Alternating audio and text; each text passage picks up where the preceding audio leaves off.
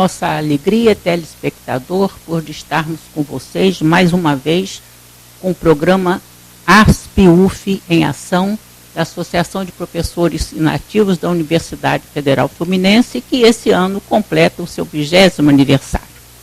Hoje nós trataremos do tema Mais Cidadania para a Mulher, tendo o prazer de termos aqui a professora Satie Mizubichi, muito conhecida na nossa cidade.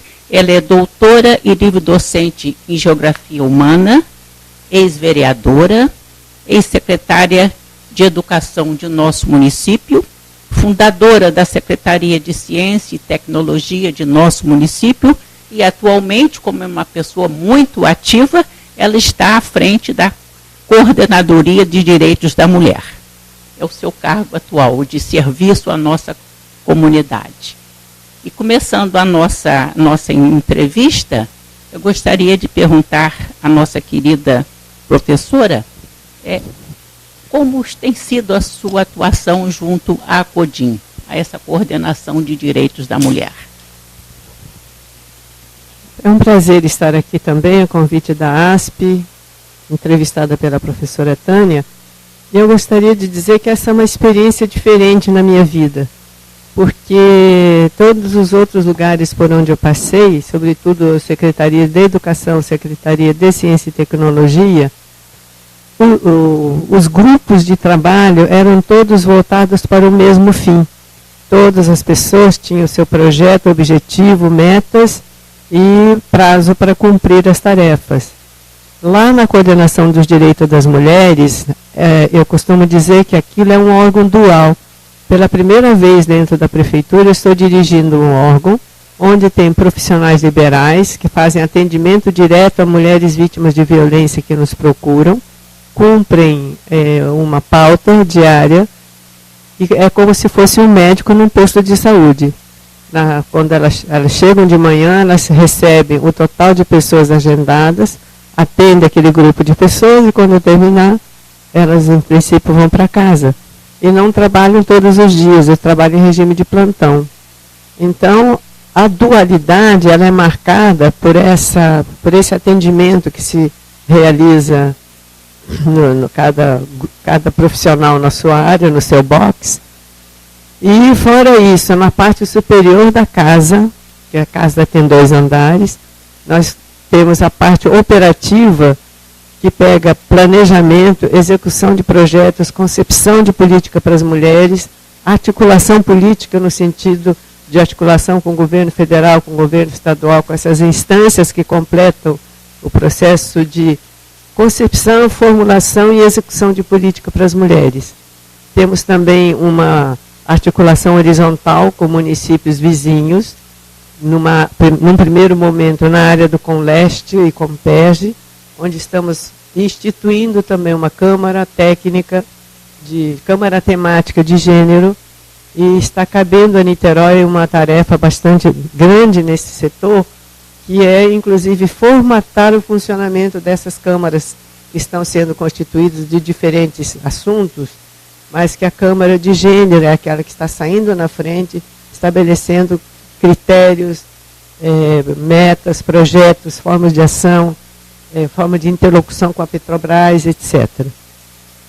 Então, é um trabalho muito difícil, porque a equipe é pequena. Então, na parte de atendimento, nós temos 6 profissionais, e na parte dessa outra coisa que seria a parte de planejamento de ações, elaboração de textos, elaboração de documentos, de políticas municipais para mulheres, elaboração, por exemplo, e execução da 3ª Conferência Municipal de Política para as Mulheres, que durou 3 dias no ano passado, a presença nas conferências estaduais, nas conferências nacionais, na redação de documentos. Eu vou com frequência a Brasília, constituindo relatoria. Eu diria que é um local da descoberta, porque cada caso que lá chega são casos assim diferentes, todos muito graves. As mulheres que sofrem agressões de seus parceiros são pessoas que sofrem muito. A maioria tem medo de estar em casa, medo de ser agredida de novo. umas e outras são ameaçadas de morte, elas têm medo de serem assassinadas enquanto dormem, então são pessoas que acabam se tornando insones.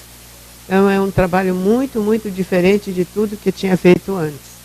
É um aprendizado doloroso, profundo e amplo, porque é no Brasil inteiro que nós estamos tentando implementar essa política de valorização, de atendimento à mulher. O Brasil tem 5.600 municípios, mais ou menos. Nós tivemos uma ministra, doutora Nilceia Freire, que foi reitora da UERJ, e que foi uma excelente ministra. Ela ficou cerca de 8 anos, 7 a 8 anos à frente do Ministério, e demonstrou uma imensa capacidade de articulação, de mobilidade, de viajar pelo Brasil, tentando estimular a formação dessas entidades governamentais em prefeituras, em estados, né? E com toda aquela mobilidade, o Brasil tem hoje só 400 e poucos municípios em que as prefeituras conseguiram instituir esses organismos. Nos lugares onde não tem esses organismos de atendimento, as mulheres continuam a sofrer, continuam a serem assassinadas e quase nada acontece. E, vocês estão vendo, telespectadores, como a nossa cidade foi contemplada realmente com uma diretora tão interessante, tão ativa, né, nesse trabalho de direitos da mulher. Naturalmente está empregando muito da sua formação de geografia humana, né? E nós gostaríamos de saber, professora Satie, como e quando se deu a criação desse Serviço de Direitos da Mulher no Brasil e aqui em Niterói, enfim, o seu conhecimento a senhora pode explanar para nós. No primeiro governo Lula, foi criada a Secretaria Especial de Política para as Mulheres, a sigla é SPM.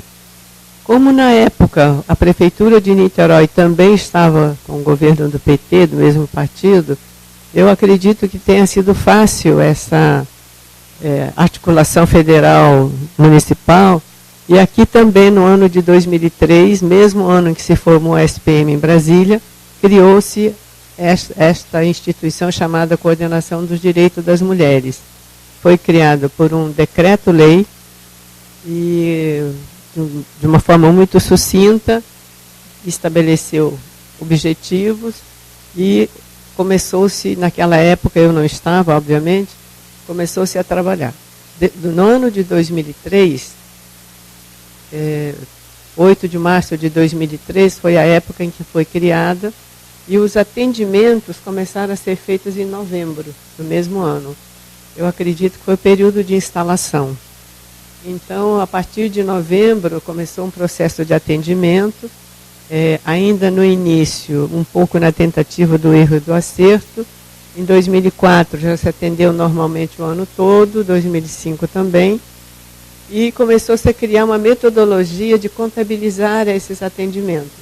Porque até então, 2003, 2004, se contava só a primeira vez que a mulher aparecia. Agora não, de 2005 para cá, a cada vez que uma mulher retorna, ela é contabilizada de novo. Então, ao invés de falar casos, mulheres, a gente diz atendimentos.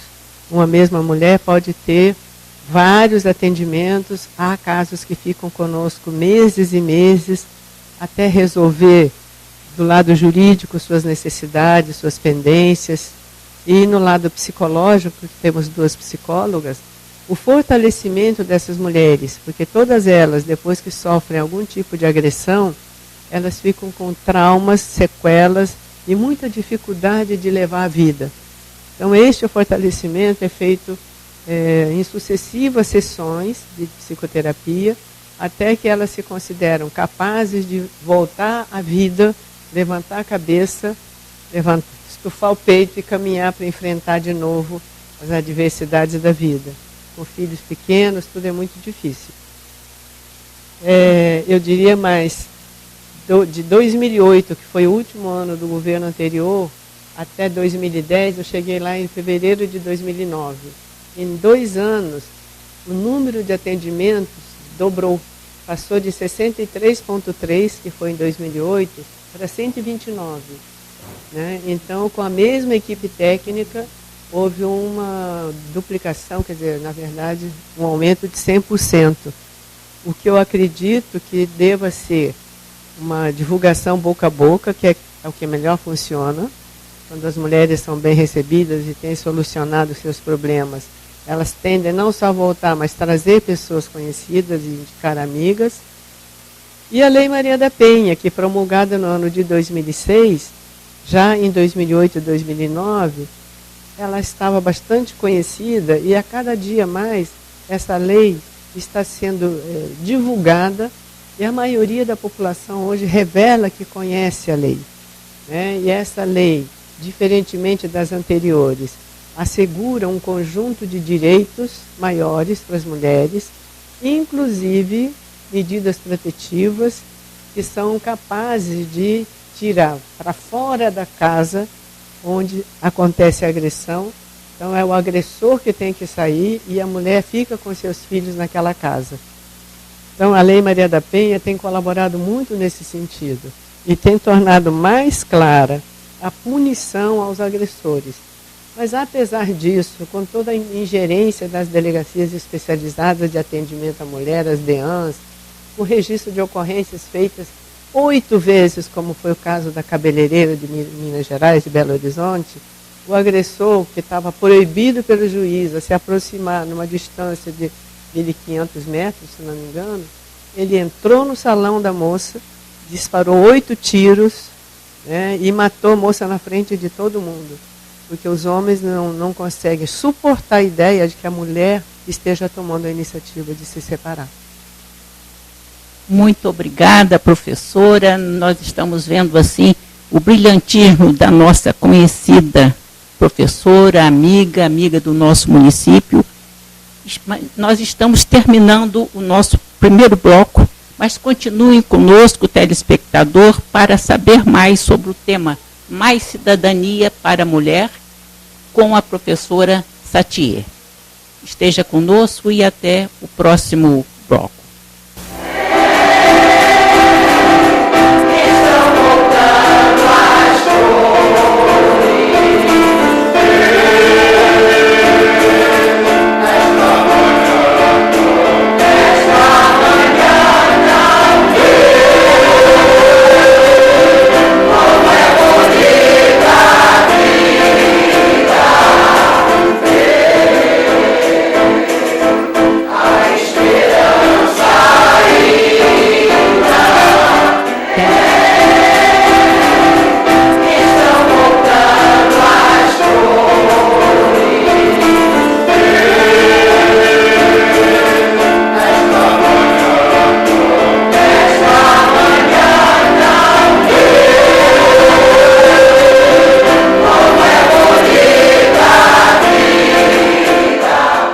Neste segundo bloco do programa ASPIUF em Ação, da Associação de Professores Inativos da Universidade Federal Fluminense, nós vamos continuar com o interessante tema Mais Cidadania para a Mulher, entrevistando a professora Satie Mizuguchi, muito conhecida no nosso município. E gostaríamos de perguntar à nossa professora que perspectivas ela vê na mudança do quadro de direitos da mulher, com a sua experiência de vida e agora principalmente nesse cargo. Eu diria que este processo de mudança é um processo muito lento, porque o machismo, como o patriarcalismo, é um valor cultural herdado através de gerações, de milhares de anos, e estabeleceu-se nas relações onde tem o ingrediente afetivo sexual entre homens e mulheres, uma relação de dominação, uma relação de poder. Então, salvo, claro, exceções, uma parcela bastante numerosa da população masculina brasileira e de outros países também, a sensação que domina os homens é de propriedade, como se ele pudesse dispor da vida e da morte de suas mulheres. E levando em conta, por exemplo, que as mulheres lhes devem obediência, lhes devem favores. Tanto é que lá na nossa estatística na CODIM, existe nós temos um formulário, uma espécie de cadastro, e um dos itens desse cadastro, a gente escreveu lá, até fui eu que organizei com base na Lei Maria da Penha, tipologia. Então, a Lei Maria da Penha coloca 5 tipos de violência possíveis, né? E nem assim dá conta, mas o primeiro tipo de violência é sexual, física, a segunda violência é sexual, a terceira é psicológica, a quarta é moral e a quinta é patrimonial. Então, quando a gente tem violência física, está marcado lá em vários questionários. Violência psicológica também, violência moral também, a violência patrimonial menos. E a violência sexual, ela não é marcada. Então, qual é a dedução que eu faço dessa ausência de violência sexual, do relato de violência sexual?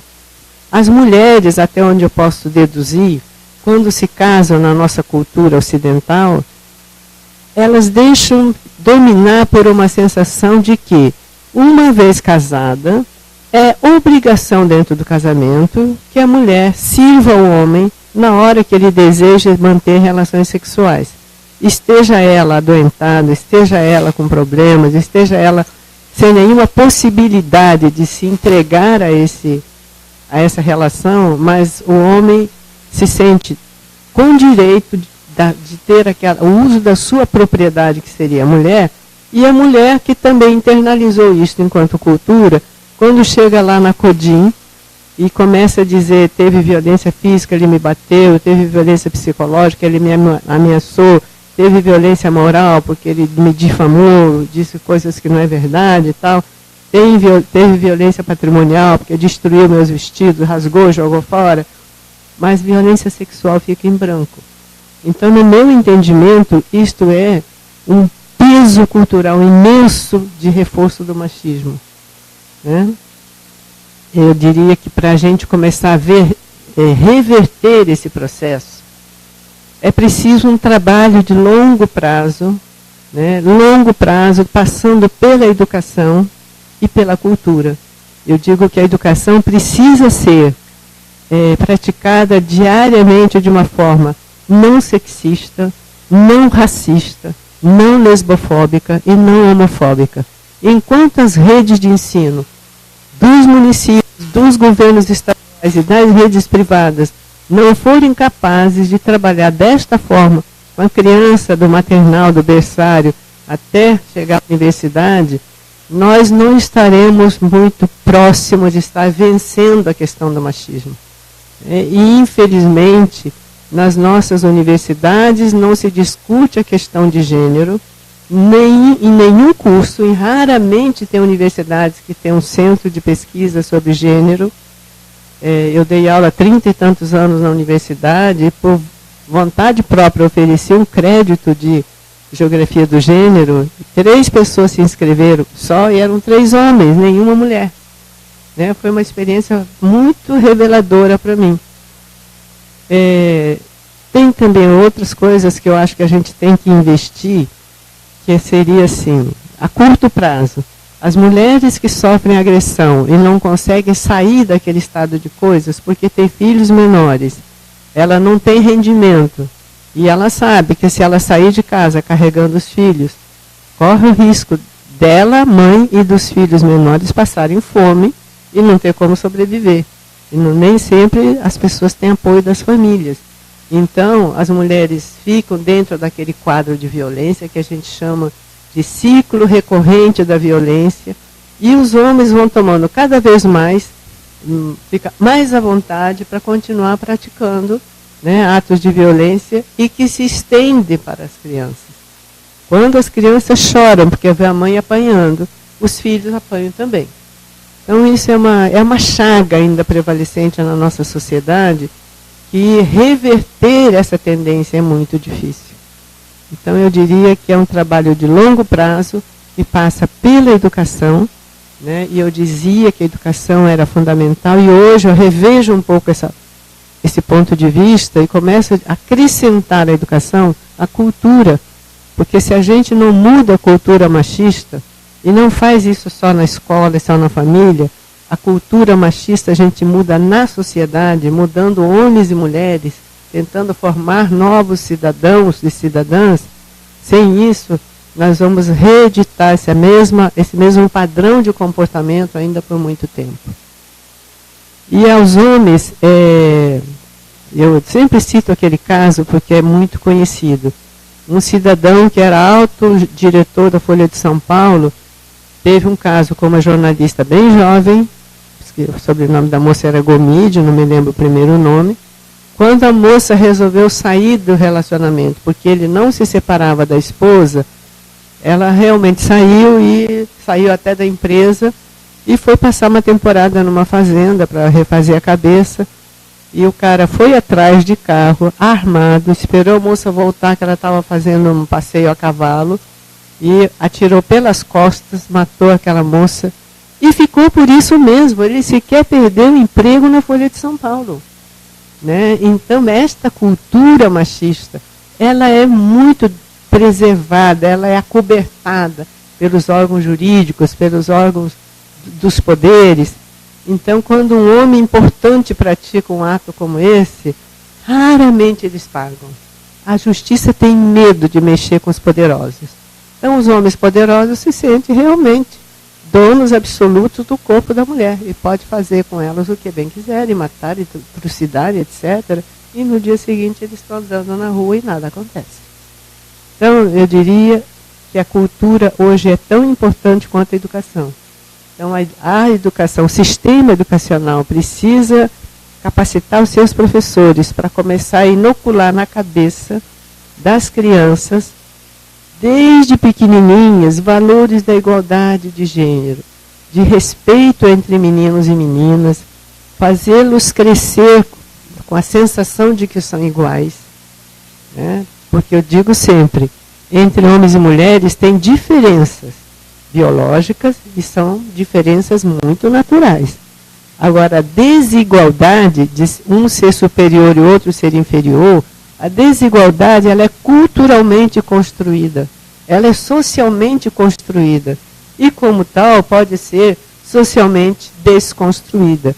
Esse processo de desconstrução passa pela ação da família, dos educadores e de todo o aparato cultural, da televisão, da mídia, que acaba veiculando atitudes machistas e que acabam virando verdade. Né? Então, eu queria assim, completar com isso. E diria que a curtíssimo prazo, nos casos que nós atendemos lá, nós já estamos com mais de 7.000 prontuários. Nesses anos, 7.000 mulheres já procuraram a CODIM. Eu diria que uma coisa que o governo tem que fazer, tanto municipal, quanto estadual, quanto federal, é trabalhar na prevenção. Né? E a prevenção, a curto prazo, para mim, significa capacitação de mulheres para o mundo do trabalho, porque quando a mulher tem acesso a trabalho e renda que lhe garanta a sobrevivência sem depender do dinheiro do homem, ela vai ficar muito mais à vontade, ela vai ficar com muito mais coragem de enfrentar a sua vida na convivência diária com seu agressor.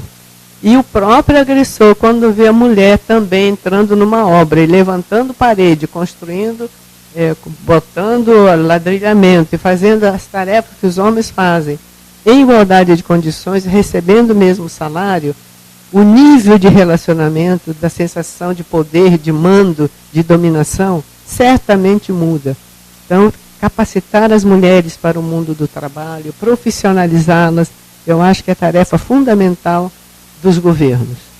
Vamos aproveitar mais um pouco a professora. Nós tivemos aqui uma aula de geografia humana, uma aula de cidadania, e nós queremos, assim, agradecer a grande figura humana que é a professora Satie. Nós sabemos o grande serviço que a senhora está prestando junto a essa Coordenadoria de Direitos Humanos, mas queria, se a senhora tivesse chance de fazer mais alguma coisa ainda além do que faz, o que a senhora colocaria na sua coordenação? Primeiro, eu queria transformar essa coordenação numa secretaria com maior estrutura para poder trabalhar, inclusive, os 7.000 prontuários, fazer tabulação, fazer interpretação, fazer uma pesquisa, como a gente fazia na universidade, e orientar o governo, por exemplo, de quais são os bairros, quais são as áreas da cidade que necessitaria de outro centro de atendimento. Porque há mulheres que acabam não vindo, não voltando a CODIM, porque não tem dinheiro de passagem. Né? Há bairros onde a incidência de violência é muito numerosa. Nesses anos todos que eu estou lá, o bairro de onde o maior número de mulheres nos tem procurado é o bairro do Fonseca.